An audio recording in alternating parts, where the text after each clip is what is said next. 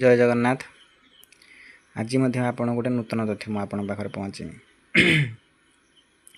नीलकंठ दास जानी सत्यवादी जुगर जड़े अन्यान्य प्रतिभा सी गोटे प्रसिद्ध कविता थिला कोणार्के जानते से कविता दुई भाई विगत रामचंद्र राति और सकाळ से कोणार्क कविता भितर कौन कौन सब वर्णना होती से कथा टी संक्षिप्त में आलोचना करिया।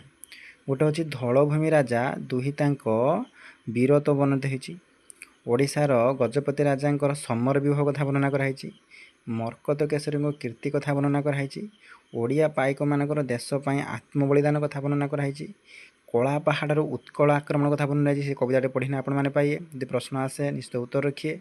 मुकुंद देवर वीरत्व तीव्र त्रिवेणी घाटर तपस्या कथा वर्णना कराई। ये प्रश्न आसीपे जो कोणार्क जो ये प्रश्न ये मुकुंद देवर वीरत्व और त्रिवेणी घाटर संध्या तपस्या कथा जो नीलकंठ दास क्यों कवितार वर्णना कराई।